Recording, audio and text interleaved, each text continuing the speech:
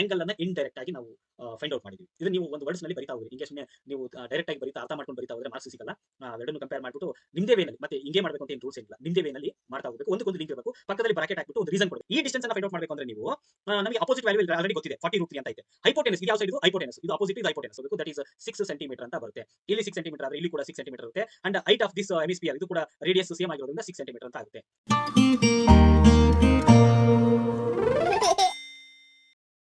Hi, hello, welcome back to my channel again.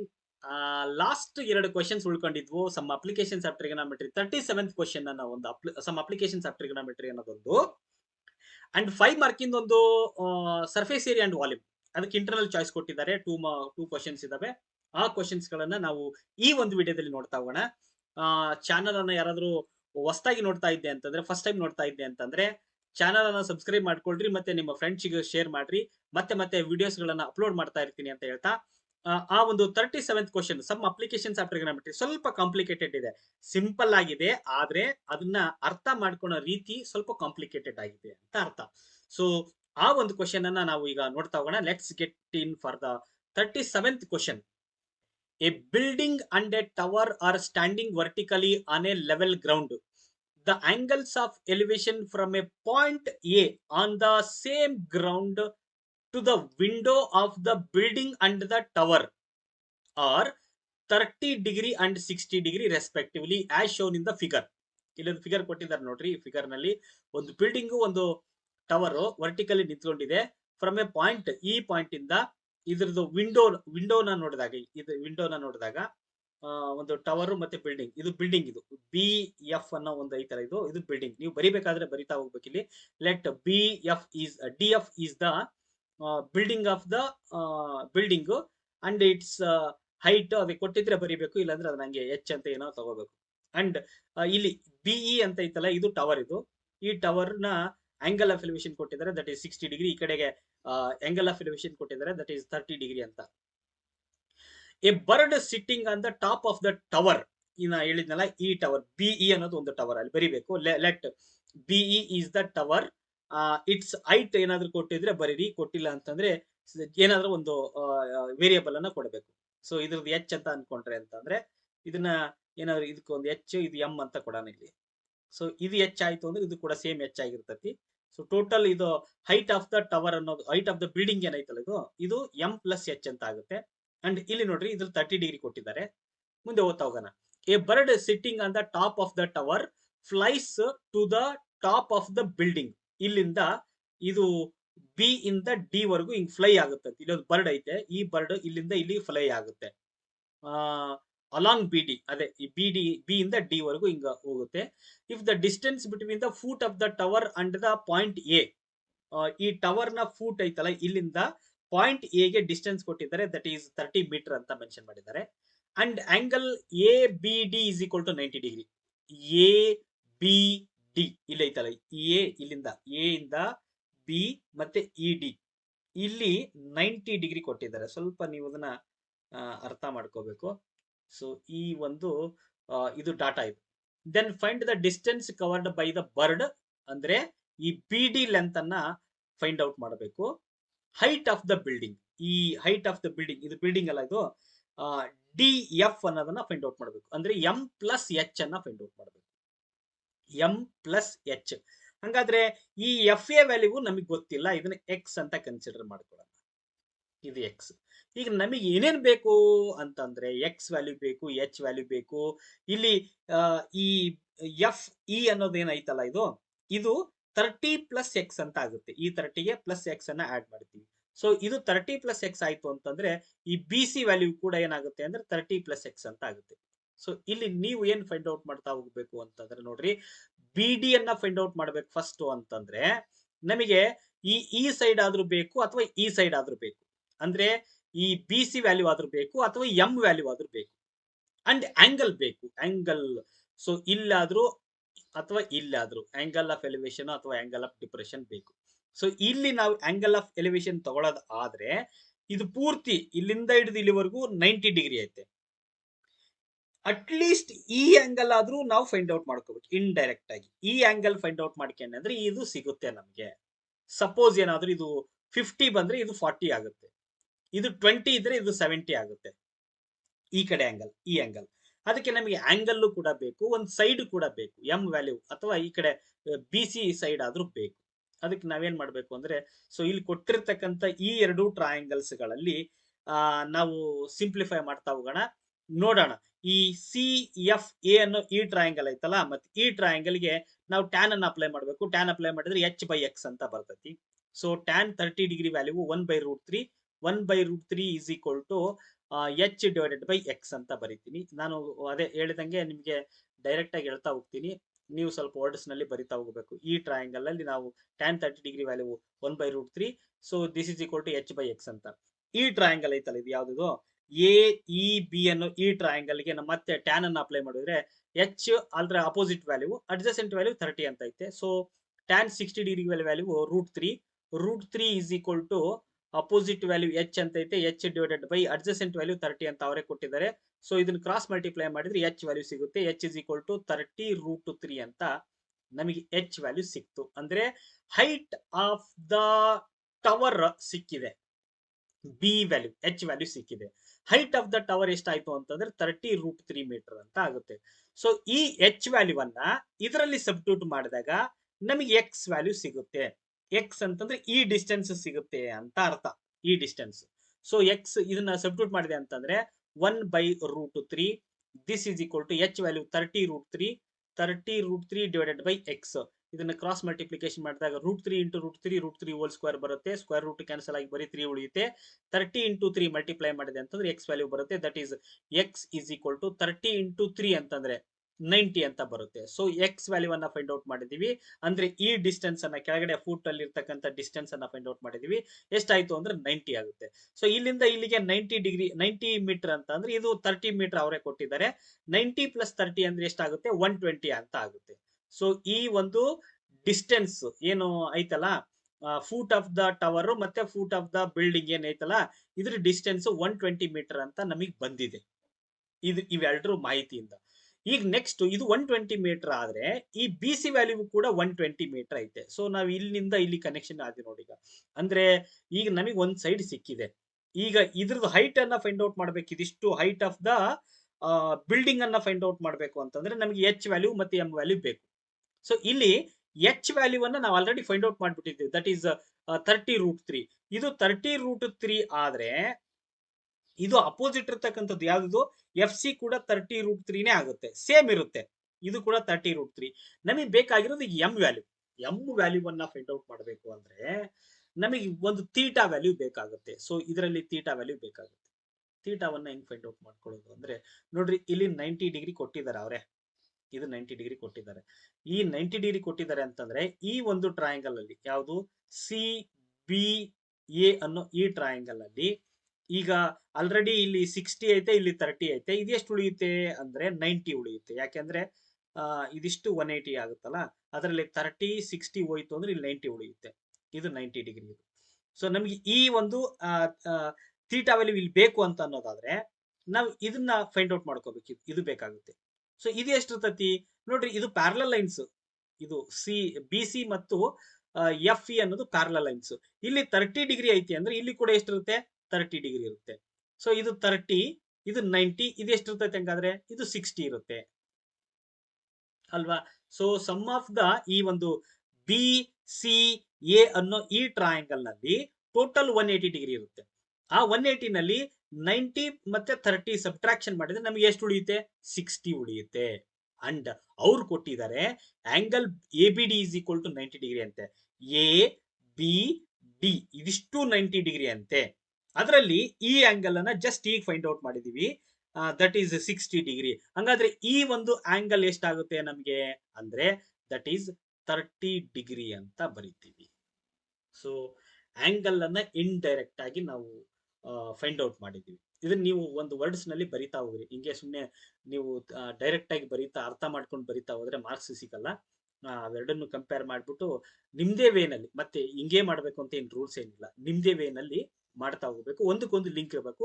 ಪಕ್ಕದಲ್ಲಿ bracket ಹಾಕ್ಬಿಟ್ಟು ಒಂದು ರೀಸನ್ ಕೊಡಬೇಕು, ಏನಕ್ಕೆ ರೀಸನ್, ಯಾವುದಕ್ಕೆ ಇದು ಅಂತಂದೇಳಿ ರೀಸನ್ ಕೊಡಬೇಕು.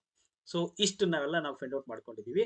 ನೋಡ್ರಿ, ಈಗ ನಾವು ಎಂ ವ್ಯಾಲ್ಯೂವನ್ನ ಫೈಂಡ್ ಔಟ್ ಮಾಡ್ಬೇಕು ಅಂತಂದ್ರೆ ಎಂ ವ್ಯಾಲ್ಯೂ ಫೈಂಡ್ ಔಟ್ ಮಾಡ್ಬೇಕಂದ್ರೆ ಇಲ್ಲಿ 30 ಡಿಗ್ರಿ ಐತಲ್ಲ, ಸೊ ಟ್ಯಾನ್ ಅನ್ನು ಅಪ್ಲೈ ಮಾಡ್ಬೇಕು, ಯಾಕಂದ್ರೆ ಎಂ ಬೇಕು ಅಂತಂದ್ರೆ ಅಪೋಸಿಟ್ ಮತ್ತೆ adjacent M value. So in triangle B D C ಅನ್ನೋ ಈ ಟ್ರಯಾಂಗಲ್ ನಲ್ಲಿ ನಾವು ಟ್ಯಾನ್ ಅನ್ನು ಅಪ್ಲೈ ಮಾಡ್ತೀವಿ. So tan how much degree, 30 degree.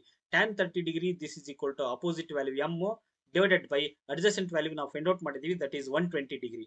So 120 degree 120 metre. ಇಲ್ಲಿ ಟ್ಯಾನ್ 30 ಡಿಗ್ರಿ ವ್ಯಾಲ್ಯೂ ಗೊತ್ತೇ ಇದೆ ನಿಮಗೆ, ಎಷ್ಟದು ಅಂತಂದ್ರೆ 1/√3.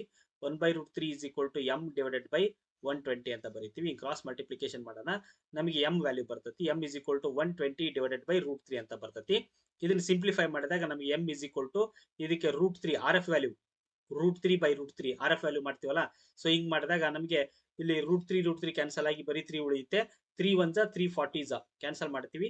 ಸೊ 40√3 ಅಂತ ಬರುತ್ತೆ ಎಂ ವ್ಯಾಲ್ಯೂ. ಅಂದ್ರೆ ಈ ಒಂದು ಡಿಸ್ಟೆನ್ಸ್ ಡಿ ಸಿ ಡಿಸ್ಟೆನ್ಸ್ ನಮಗೆ 40√3 ಅಂತ ಬರುತ್ತೆ. ಈಗ ನಮಗೆ ಬೇಕಾಗಿರ್ತಕ್ಕಂಥದ್ದು ಬಿ ಡಿ, ಈ ಬರ್ಡ್ ಐತಲ್ಲ ಇಲ್ಲಿಂದ ಡಿಗೆ ಹೋಗುತ್ತಲ್ಲ ಆ ಡಿಸ್ಟೆನ್ಸ್ ಅನ್ನ ಫೈಂಡ್ ಔಟ್ ಮಾಡ್ರಿ, ಅದ್ರ ಜೊತೆಗೆ ಇದಿಷ್ಟು ಹೈಟ್ ಅನ್ನ ಫೈಂಡ್ ಔಟ್ ಮಾಡ್ರಿ ಅಂತ ಕೇಳಿದ್ದಾರೆ. ಸೊ ಈಗ ಆಲ್ರೆಡಿ ನಾವು ಇದು 30√3 ಐತೆ, ಇದು 40√3 ಅಂತ ಐತೆ. ಸೊ 30√3 ಪ್ಲಸ್ 40√3 ಅನ್ನ ಆಡ್ ಮಾಡಿದ್ರೆ ನಮ್ಗೆ ಹೈಟ್ ಆಫ್ ದ ಬಿಲ್ಡಿಂಗ್ ಸಿಗುತ್ತೆ, height of the building. So ಅದನ್ನ ಒಂದ್ ಸೈಡ್ ಬರ್ಕೋಬೇಕು. Therefore height of the building is 40√3 plus 30√3. ಇದಿಷ್ಟನ್ನು ಆಡ್ ಮಾಡ್ಬಿಟ್ಟು ನೀವು ಕಾಮನ್ ಫ್ಯಾಕ್ಟರ್ √3 ಅಂತ ಐತೆ, √3 ಎರಡನ್ನ ಆಡ್ ಮಾಡಿದ್ರೆ ನಮಗೆ 70√3 ಅಂತ ಬರುತ್ತೆ. 70√3 ಅನ್ನ ಬರೀತೀರಿ. 70√3 metre height of the building. ಈಗ ಈ ಡಿಸ್ಟೆನ್ಸ್ ಅನ್ನ ಫೈಂಡ್ ಔಟ್ ಮಾಡ್ರಿ ಅಂತ ಹೇಳಿದಾರಲ್ಲ, ಬಿ ಇಂದ ಹಿಡಿದು ಆ ಒಂದು ಕೈಟ್ ಇಲ್ಲಿಗೆ ಫ್ಲೈ ಆಗುತ್ತಂತ, ಈ ಡಿಸ್ಟೆನ್ಸ್ ಅನ್ನ ಫೈಂಡ್ ಔಟ್ ಮಾಡ್ರಿ ಅಂತ ಹೇಳಿದ್ದಾರೆ. ಈ ಡಿಸ್ಟೆನ್ಸ್ ಅನ್ನ ಫೈಂಡ್ ಔಟ್ ಮಾಡ್ಬೇಕು ಅಂದ್ರೆ ನೀವು ನಮಗೆ ಅಪೋಸಿಟ್ ವ್ಯಾಲ್ಯೂ ಆಲ್ರೆಡಿ ಗೊತ್ತಿದೆ, 40√3 ಅಂತ ಐತೆ. ಹೈಪೋಟೆನಸ್ ಇದು ಯಾವ ಸೈಡ್, ಇದು ಹೈಪೋಟೆನಸ್, ಇದು ಅಪೋಸಿಟ್, ಇದು ಹೈಪೋಟೆನಸ್. ಸೊ ಈಗ ನಾವು ಇದೇ ಒಂದು ಥೀಟಾಗೆ ಅಂದ್ರೆ ನಾವು ಸೈನ್ ಅನ್ನ ಅಪ್ಲೈ ಮಾಡಿದೆ ಅಂತಂದ್ರೆ ಅಪೋಸಿಟ್ ಬೈ ಹೈಪೋಟೆನಸ್ ಅಂತ ಬರ್ತದೆ ನೋಡ್ರಿ, ಅಪೋಸಿಟ್ ಬೈ ಹೈಪೋಟೆನಸ್. ಸೊ ಈ ಟ್ರಯಾಂಗಲ್ ಅಲ್ಲಿ ಸೈನ್ ಅನ್ನ ಅಪ್ಲೈ ಮಾಡಿದಾಗ ಸೈನ್ 30 ಡಿಗ್ರಿ ವ್ಯಾಲ್ಯೂ ಇಲ್ಲೇ ಹೇಳ್ಬಿಡ್ತೀನಿ. Sine 30 degree value that is 1/2 ಅಂತ ಬರೀತೀವಿ. This is equal to opposite value 40√3 divided by hypotenuse value ನಮಗೆ ಗೊತ್ತಿಲ್ಲ, ಅದನ್ನ ಬಿ ಡಿ ಅಂತ ಬರ್ಕೊಳ್ಳೋದು. ನಾವು ಫೈಂಡ್ ಔಟ್ ಮಾಡಬೇಕಾಗಿರೋದೇ ಅದೇ ಬಿ ಡಿ ಅನ್ನ ನಾವು ಫೈಂಡ್ ಔಟ್ ಮಾಡಬೇಕು. ಇಲ್ಲ ಐತಲ್ಲ, find the distance covered by the bird. So ಈ ಬಿ ಇಂದ ಡಿ ವರೆಗೂ ಹೋಗತ್ತಲ್ಲ ಆ ಡಿಸ್ಟೆನ್ಸ್ ಅನ್ನ ಫೈಂಡ್ ಔಟ್ ಮಾಡಬೇಕು. ಸೊ ಇದನ್ನ ಕ್ರಾಸ್ ಮಲ್ಟಿಪ್ಲಿಕೇಶನ್ ಮಾಡ್ರಿ. B D is equal to 40 2 80 ಅಂತ ಆಗುತ್ತೆ. 80√3 ಮೀಟರ್ ಅಂತ ನಾವು ಬರ್ಡ್ ಏನ್ ಫ್ಲೈ ಆಗುತ್ತಲ್ಲ ಅದನ್ನ ನಾವು ಫೈಂಡ್ ಔಟ್ ಮಾಡಿದ್ದಂಗ ಆಯ್ತು. So this is 37th question.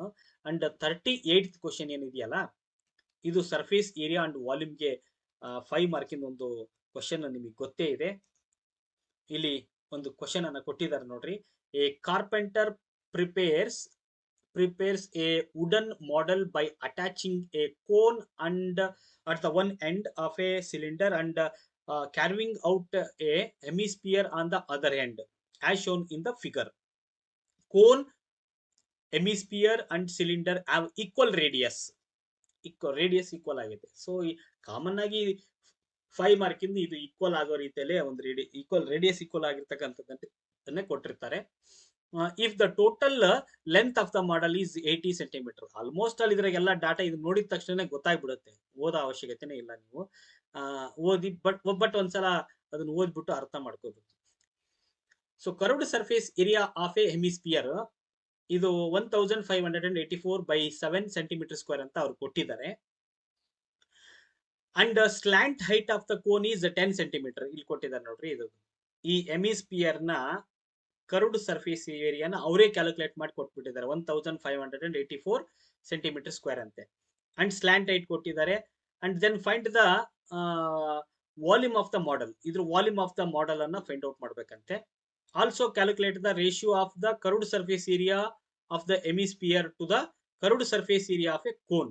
ಅಂದ್ರೆ CSA of hemisphere divided by CSA of cone. ಇದ್ರ ವ್ಯಾಲ್ಯೂ ಅನ್ನ ಫೈಂಡ್ ಔಟ್ ಮಾಡ್ಬೇಕಂತೆ. ಸೊ ಇದು ಸಿಂಪಲ್ ಆಗಿರ್ತಕ್ಕಂಥದ್ದು.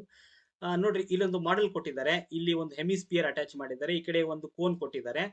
ಇದ್ರದ್ದು ಟೋಟಲ್ ಲೆಂತ್ ಕೊಟ್ಟಿದ್ದಾರೆ, ದಟ್ ಈಸ್ 80 ಸೆಂಟಿಮೀಟರ್. ಇದರಲ್ಲಿ curved surface area of this hemisphere ಅನ್ನು ಅವರೇ ಕ್ಯಾಲ್ಕುಲೇಟ್ ಮಾಡಿ ಕೊಟ್ಬಿಟ್ಟಿದ್ದಾರೆ. That is 1584 by 7 centimetre square ಅಂತ ಕೊಟ್ಟಿದ್ದಾರೆ. ಈಗ ಈಕ್ವಲ್ ರೇಡಿಯೈ ಐತೆ, ರೇಡಿಯಸ್ ಅನ್ನ ಅವ್ರು ಕೊಟ್ಟಿಲ್ಲ, ರೇಡಿಯಸ್ ಅನ್ನ ನಾವು ಫೈಂಡ್ ಔಟ್ ಮಾಡ್ಕೋಬೇಕು. ರೇಡಿಯಸ್ ಅನ್ನ ಇಲ್ಲಿ ನೋಡ್ರಿ, ಇಲ್ಲಿ ಈ ಒಂದು ಕೋನ್ ಇದೆಯಲ್ಲ, ಈ ಕೋನ್ ನಲ್ಲಿ ಹೈಟ್ ನಮಗೆ ಗೊತ್ತಿಲ್ಲ, ಸ್ಲ್ಯಾಂಟ್ ಹೈಟ್ ಅನ್ನ ಕೊಟ್ಟಿದ್ದಾರೆ. ರೇಡಿಯಸ್ ಅನ್ನ ನಾವು ಇದರಲ್ಲಿ ತಗೋಬೇಕು.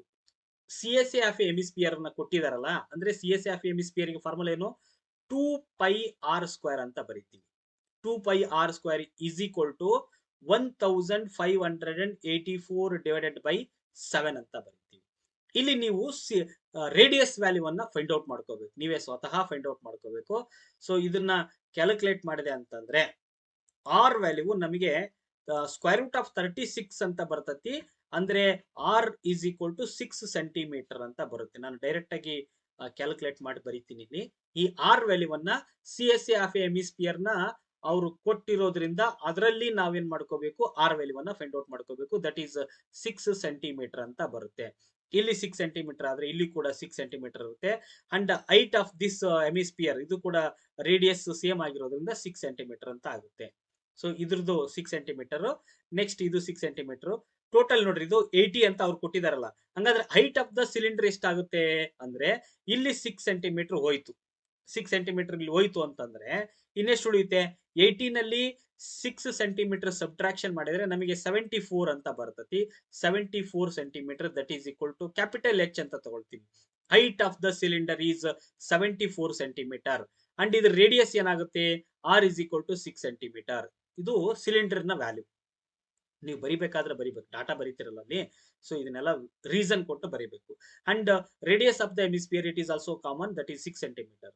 And height of the cone is, cone ನ ಹೈಟ್ 6 ಸೆಂಟಿಮೀಟರ್ ಈಗ ಫೈಂಡ್ ಔಟ್ ಮಾಡಿದ್ವಿ. That is height of the cone ಅನ್ನ ಪೈಥಾಗೋರಸ್ ಥಿಯರಮ್ ಹಾಕೊಂಡ್ಬಿಟ್ಟು ಅದು ಒಂದು ಫಾರ್ಮುಲಾ ಬರುತ್ತಲ್ಲ, L is equal to square root of h square plus R square.